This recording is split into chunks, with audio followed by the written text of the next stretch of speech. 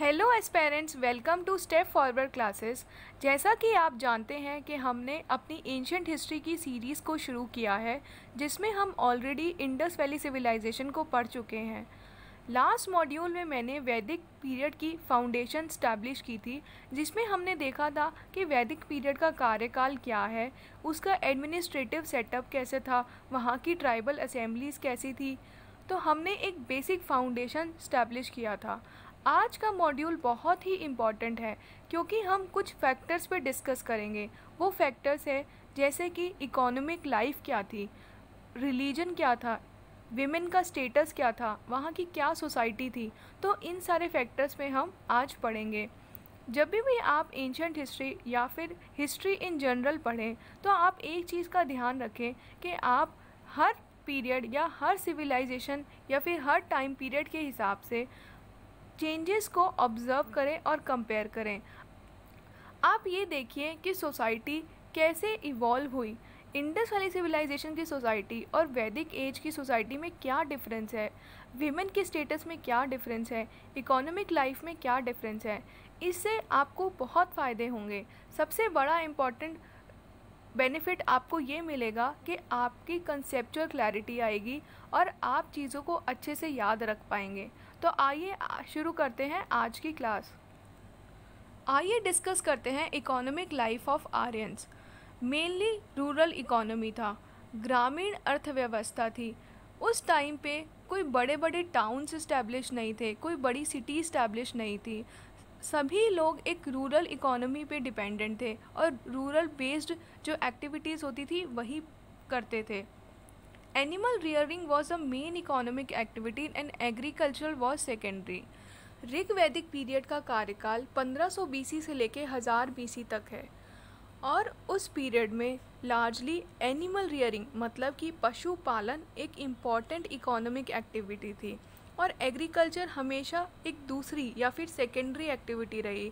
Agriculture इतनी developed नहीं हुई थी और एनिमल रियरिंग पे ही लोग डिपेंडेंट होते थे। Cow was the measure of value and called Godhan.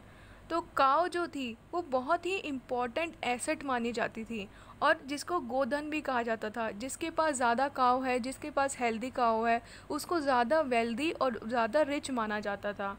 Cattle were treated as wealth, so cattle looting were the purpose of war. उस टाइम पे वॉर तो होती थी, बट वॉर होती किसके लिए थी? वॉर होती थी वेल्थ को कैप्चर करने के लिए और उस टाइम की वेल्थ थी काउ।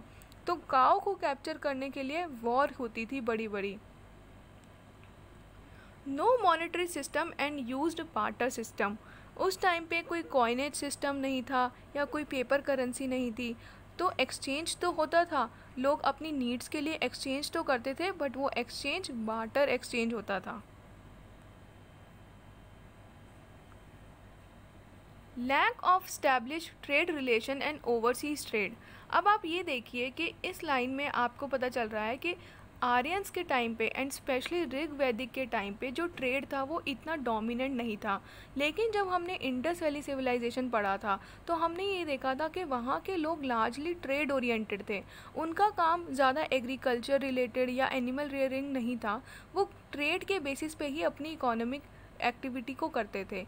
लेकिन अगर हम कंपेयर करें तो ऋग वैदिक के टाइम पे ट्रेड की डोमिनेंस कम होती चली गई। Metals were used copper, iron and bronze. तो कॉपर, आयरन एंड ब्रॉन्ज तो आर्यंस के टाइम पे उनको पता था और मेटल्स का यूज़ किया जाता था अलग अलग चीज़ों को बनाने के लिए। टैक्सेस वर बली एंड भागा बट वॉलंटरी। तो टैक्सेस कलेक्ट होते थे जैसे कि बली एंड भागा, बट ये जो टैक्सेस कलेक्ट होते थे वो वॉलंटरी नेचर के होते थे, फोर्सफुल नहीं होते थे। तो अगर कोई भी टैक्स फोर्सफुल नहीं है या कंपलसरी नहीं है पे करना, तो जो ट्रेजरी में अमाउंट आएगा वो भी फिक्स्ड अमाउंट नहीं आएगा, तो वो फ्लक्चुएटिंग अमाउंट रहता था। Gold coin called nishka but use in trades. तो गोल्ड कॉइन होते थे बट वो सिर्फ ट्रेड के लिए यूज़ होते थे। बाकी कोई भी एक्सचेंज करना है तो वो बार्टर एक्सचेंज पे डिपेंडेंट होता था। आइए डिस्कस करते हैं social life. 10th Mandal of Rigveda introduced varna system.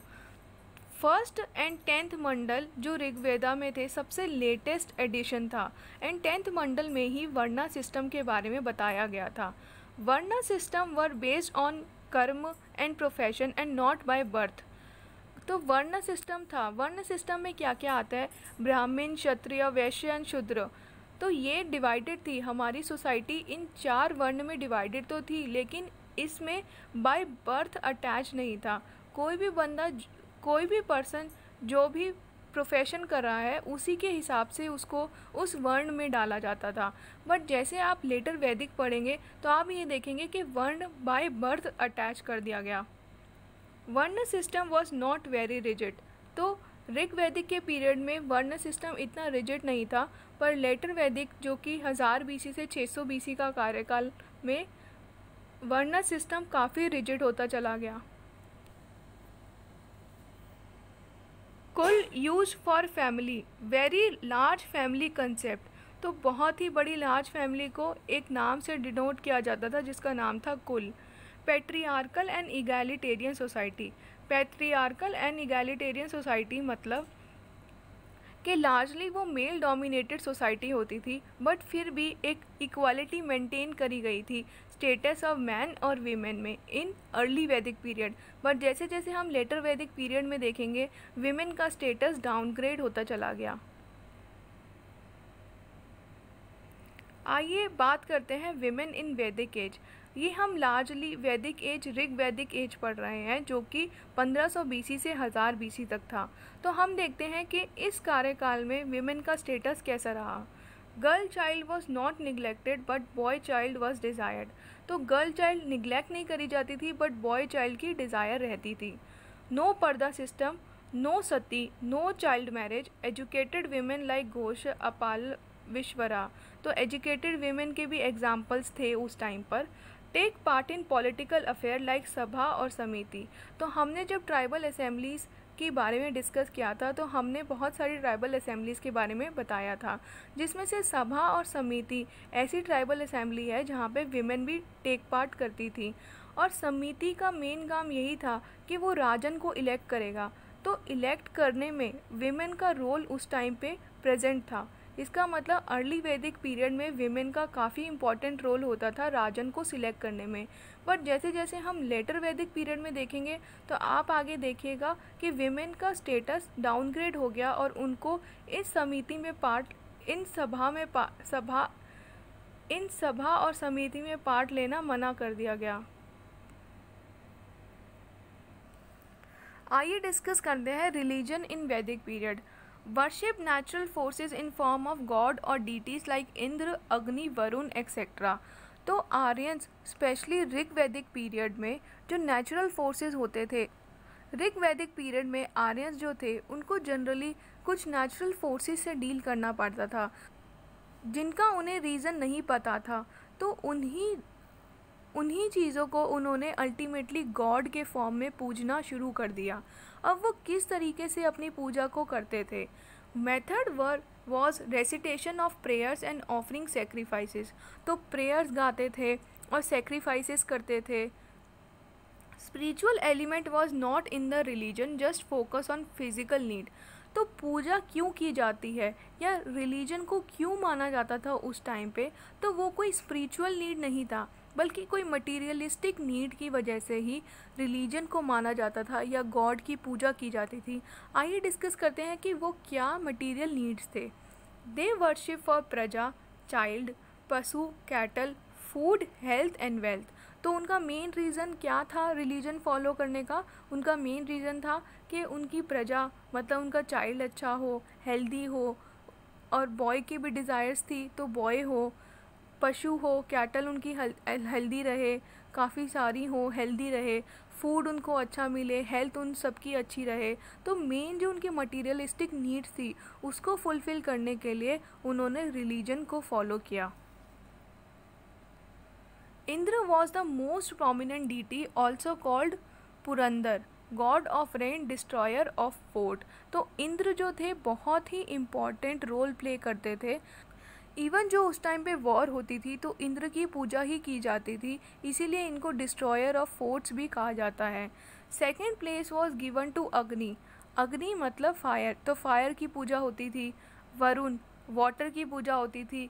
पृथ्वी, अर्थ, वायु, विंड, इन सब की पूजा की जाती थी ऋग वैदिक पीरियड में। फीमेल गॉडेस लाइक अदिति और उषा, तो फीमेल गॉडेस की भी पूजा की जाती थी जैसे कि अदिति एंड उषा।